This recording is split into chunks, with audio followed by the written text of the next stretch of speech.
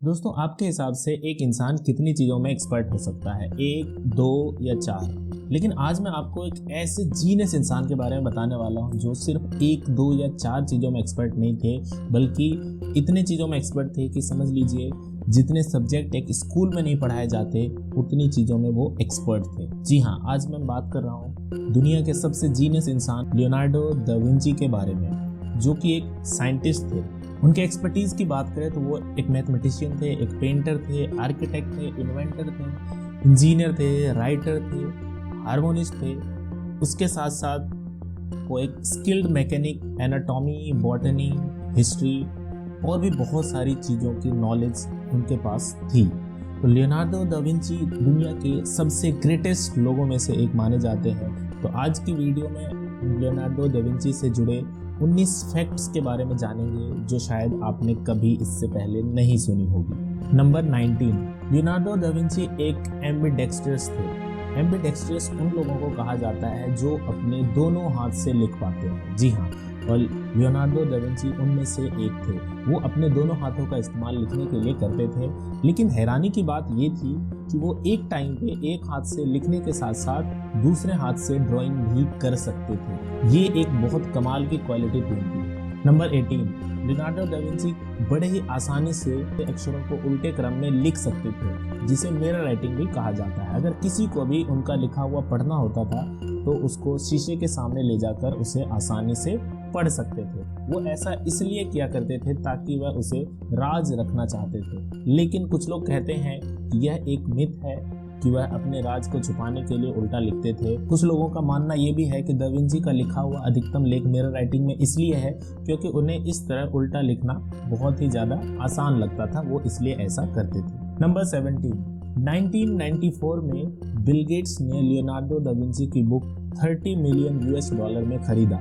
यह वह Leonardo da Vinci का साइंटिफिक राइटिंग का कलेक्शन है।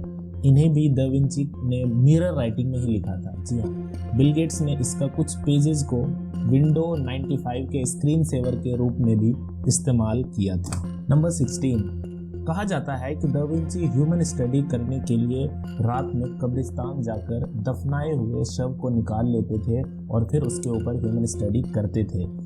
यह कहा जाता है कि उन्होंने लगभग 30 शव को बाहर निकाला था ह्यूमन स्टडी के लिए। नंबर 15, आज से 500 साल पहले ही दा विंची ने इंसान के इनर बॉडी पार्ट्स के कुल स्पष्ट चित्र बना दिया था। नंबर 14, दा विंची के दो पेंटिंग काफ़ी फेमस हैं। मोनालिसा को कौन नहीं जानता, यह उनकी द्वारा बनाई गई पेंटिंग है। दूसरी पेंटिंग द लास्ट सपर, इस पेंटिंग में दा विंची ने जीसस को सूली पर चढ़ाने से पहले उनको आखिरी भोजन करते हुए दिखाया। Number 13, the last supper painting में एक छोटी सी मिस्टेक है। गौर से देखने से पता चलता है कि खाने में एल के साथ ऑरेंज स्लाइस भी रखी हुई है, लेकिन जीसस को सूली देने के बाद कई वर्षों बाद तक मिडल ईस्ट में संतरे नहीं आए थे। यह जीसस के टाइम पर थी ही नहीं, तो उसे भला वह कैसे खा सकते हैं। दरअसल 16वीं सेंचुरी के बाद यानी दा विंची के टाइम में एल के साथ ऑरेंज स्लाइस इटली में एक बहुत कॉमन डिश था और इसीलिए दा विंची ने इसे पेंटिंग में बना दिया था। नंबर 12, यकीन करना बहुत मुश्किल है कि दा विंची ने 16वीं सेंचुरी में कई बड़े बड़े आविष्कार कर लिए थे। उन्हें पैराशूट, हेलीकॉप्टर, एरोप्लेन और टैंक जैसी बड़ी बड़ी इन्वेंशन के लिए क्रेडिट दिया जाता है। उन्होंने 16वीं सेंचुरी में ही इन चीज़ों के डिज़ाइन तैयार कर लिए थे। नंबर 11, लियोनार्डो दा विंची को एक प्रोक्रेस्टिनिस्ट के तौर पर जानते थे। वह अपने काम में टाल मटोल बहुत ज़्यादा किया करते थे, इसीलिए उनकी बहुत सारी पेंटिंग, राइटिंग और इन्वेंशन फिनिश नहीं हो पाए, जिनको वह पूरा नहीं कर पाए। दा विंची के बाद उनके द्वारा बनाए गए कई ऐसे डिज़ाइन हैं जिसके बेस पे और भी कई सारे इन्वेंशन किए गए। नंबर 10, लियोनार्डो दा विंची और निकोला मैकियावेली, जो दा विंची के टाइम के ही एक इटालियन फिलोसोफर थे, इन दोनों ने मिलकर एक प्लान बनाया। इटली के पीसा शहर में बहने वाली अर्नो नदी का डायरेक्शन यानी कि फ्लो को बदल देंगे। दोनों ने काफ़ी कोशिश की, लेकिन इसमें उनको सफलता नहीं मिल पाई। नंबर 9, अर्नो वेरी नाम की ड्राइंग दा विंची की सबसे पहली ड्राइंग मानी जाती है। इसे उन्होंने 1473 में बनाया था। नंबर 8, दा विंची कभी स्कूल नहीं गए। उन्हें सिर्फ लिखने और पढ़ने के अलावा किसी प्रकार की फॉर्मल एजुकेशन नहीं मिली। हालांकि उनके पिता को उनके आर्टिस्टिक क्वालिटी के बारे में पता था, इसीलिए उन्होंने दा विंची को इटली के पेंटर एंड्रिया डेल वेरेचियो के पास पेंटिंग सीखने के लिए भेजा। इसके अलावा उनके पास जितनी भी नॉलेज थी वो उन्होंने खुद ही उसे हासिल किया। नंबर 7, दा विंची आज से 500 साल पहले हुए, लेकिन वह अपने टाइम के काफी आगे की बात को जानते थे।